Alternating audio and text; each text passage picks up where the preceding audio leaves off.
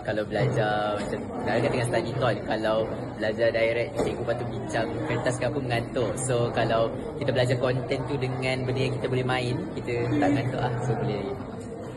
Betul lah, macam tak ngantuk. Lagipun macam benda ni pun semua orang pernah main. So macam orang familiar dengan ni, and at the same time boleh belajar main lah. Seronok, saya belajar benda baru. Lepas tu dia lagi mudah faham sebab moderator yang explain tu pun dia guna term yang kita as survivor tu mudah untuk kita faham.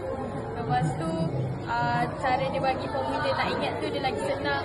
Lepas tu dia seronok sebab at the same time dia macam meningkatkan lagi kompetitif dalam diri ni. Dia macam tu. Okay. So overall game ni best je, memang seronok.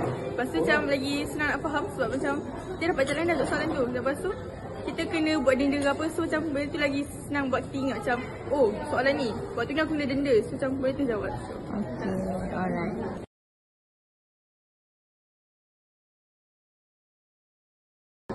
Penambahbaikan, rasanya game ni kena lagi banyakkan duit. Sebab tadi pun kita orang pun macam let off, macam alamak duit ni tak cukup, alamak duit ni pun tak cukup, so kena lagi banyakkan duit kertas. Okay. Saya rasa pula kalau untuk questions dalam game ni, saya rasa dia perlu tambahkan lagi konten untuk mungkin paper 2 ke, sebab mungkin saya macam ada beberapa soalan yang saya tak familiar dalam paper ni. So macam adalah beberapa soalan yang saya tak boleh jawab sebab saya tak pernah dengar, and boleh berbagi dari segi konten of soalan lah. Dari segi masa, sebab tadi dia agak rushing. So saya rasa kalau katakan nak lakukan permainan ni lagi sekali, mungkin kena ada satu sesi yang sesuai untuk kita buat, so tak adalah rushing.